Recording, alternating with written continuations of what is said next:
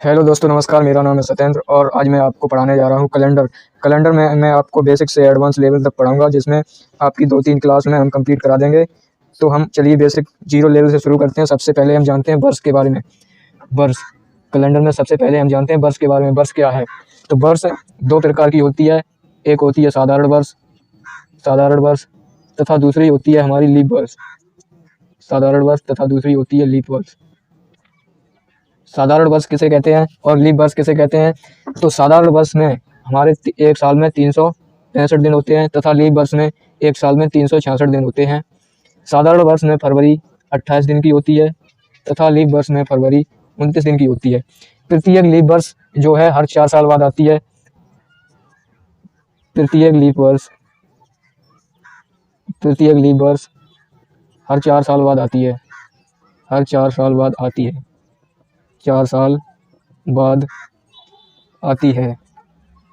जैसे मान लो 2004 को लीप वर्ष है तो 4 साल बाद आएगी। अब आएगी 2008 में लीप वर्ष, उसके बाद 2012, उसके बाद 2016। हर 4 साल बाद लीप वर्ष आती है हमारी। अब जानते हैं एक वर्ष में हमारे 12 महीने होते हैं। एक वर्ष बराबर 12 महीने,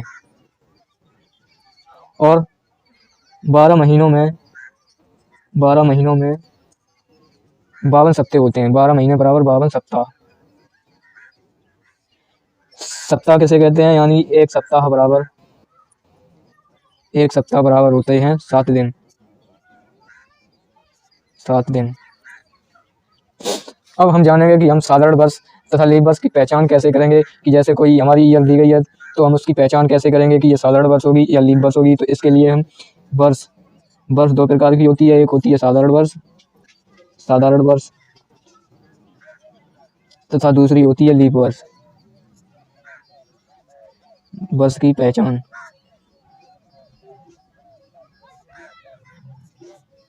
एक होती है हमारी साधारण वर्ष, एक होती है लीप वर्ष। तो साधारण वर्ष और लीप वर्ष की पहचान करने के लिए हम वर्ष में यदि कोई वर्ष दी गई है तो हम उसमें 4 से भाग देंगे तो शेषफल 0 के बराबर नहीं होना चाहिए, तो वो हमारी साधारण वर्ष होगी। यदि हम वर्ष में 4 से भाग देंगे तो शेषफल अगर 0 के बराबर है तो वो हमारी लीप वर्ष होगी। जैसे एग्जाम्पल के द्वारा समझते हैं। एग्जाम्पल पहला, जैसे कोई वर्ष दी गई है 2005। अब हम इसे चेक करने के लिए इसमें 4 से भाग देंगे कि ये हमारी साधारण वर्ष है या लीप वर्ष है। तो हम 4 से भाग देंगे तो 4 पंजे 20, 0 में भाग जाएगा नहीं, भाग टूट एक बिंदी, 4 एकम 4, शेषफल बचा 1, जो कि 0 के बराबर नहीं है, तो ये हमारी साधारण वर्ष होगी। साधारण वर्ष।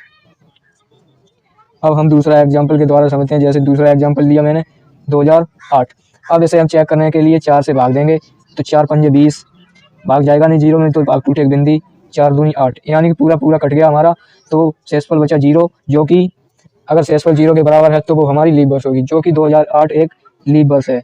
लीप वर्ष। इसी प्रकार अगला एग्जाम्पल लेते हैं कोई, जैसे मैंने लिया 2022। इसमें हम 4 से भाग देंगे तो 4 पंजे 20, 2 में भाग जाएगा नहीं, भाग टूट एक बिंदी, 4 पंजे 20, शेषफल बचा 2, जो कि 0 के बराबर नहीं है, तो ये हमारी साधारण वर्ष होगी। साधारण वर्ष।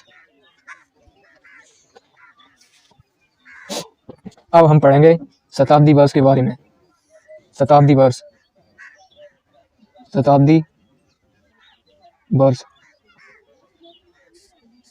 शताब्दी वर्ष किसे कहते हैं? यदि किसी वर्ष के अंत में अगर 2 जीरो लगे हुए हैं तो वो हमारी शताब्दी वर्ष होगी। जैसे मान लो 400, इसके अंत में 2 जीरो लगे हैं तो ये हमारी शताब्दी वर्ष होगी। जैसे 2200, इसके अंत में 2 जीरो लगे हुए हैं तो ये हमारी शताब्दी वर्ष होगी।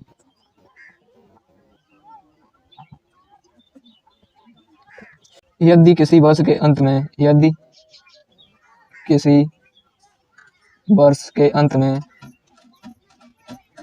में डबल जीरो लगे हों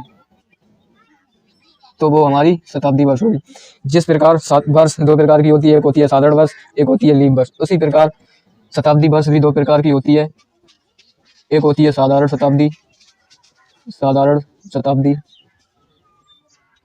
तथा दूसरी होती है लीप शताब्दी।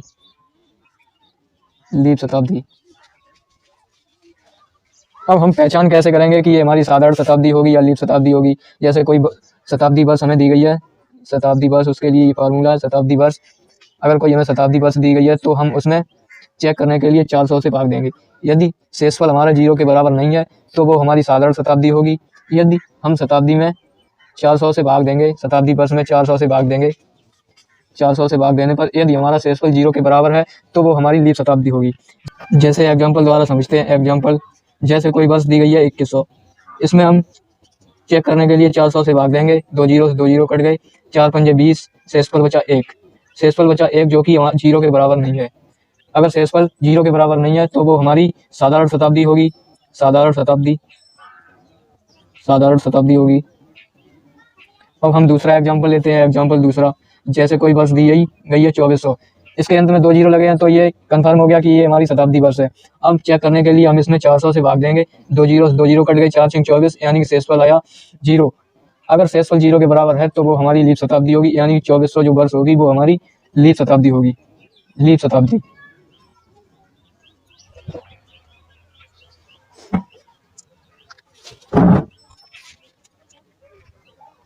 अब हम आपको एक प्रश्न देते हैं। जैसे हम आपको एक प्रश्न देते हैं, जैसे 400 वर्ष में कितने लीप वर्ष होंगे, कितने लीप वर्ष होंगे, 400 वर्ष में कितने लीप वर्ष होंगे। तो हम लीप वर्ष निकालने के लिए सबसे पहले हम 1 से 100 तक के बीच के लीप वर्ष निकालेंगे, उसके बाद 101 से 200 के बीच के लीप वर्ष निकालेंगे, उसके बाद 201 से 300 के बीच के लीप वर्ष निकालेंगे, उसके बाद 301 से 400 के बीच लीप वर्ष निकालेंगे।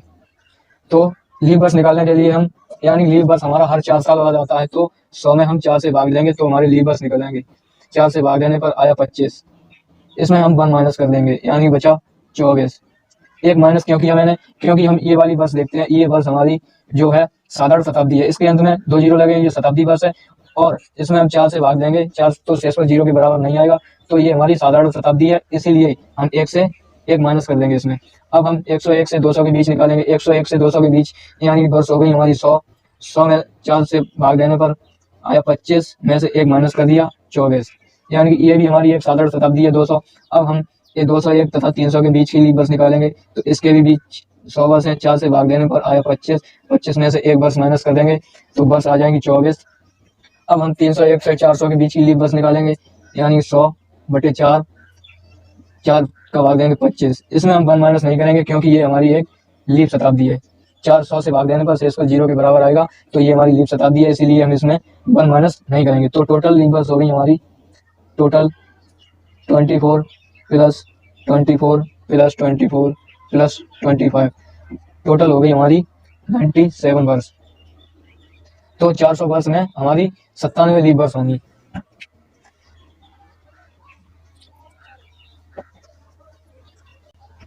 अब हम एक कॉन्सेप्ट और पढ़ लेते हैं, एक कॉन्सेप्ट और पढ़ लेते हैं। जैसे कोई महीना दिया गया है, तो वो महीना हमारा 30 दिन का होगा या 31 दिन का होगा या 28 दिन का होगा, तो हम कैसे पता करेंगे कि ये हमारा महीना 28 दिन का है कि 29 दिन का है कि 30 दिन का है या 31 दिन का है। तो अब हम जैसे वो महीनों के बारे में पढ़ेंगे। जैसे जनवरी हमारी होती है 31 दिन की, फरवरी होती है हमारी 28 और 29 दिन की, मार्च होती है 31 दिन की, अप्रैल होती है 30 दिन की, मई होती है 31 दिन की, जून हमारी होती है 30 दिन की, जुलाई होती है 31 दिन की, अगस्त होती है 31 दिन की, सितंबर होती है 30 दिन की, अक्टूबर होती है 31 दिन की, नवंबर होती है 30 दिन की और हमारी दिसंबर होती है 31 दिन की। तो आशा करता हूँ कि आपको क्लास अच्छी लगी होगी। ये हमारी पहली क्लास थी। आगे की क्लास देखने के लिए हमारे YouTube चैनल को सब्सक्राइब करें। धन्यवाद।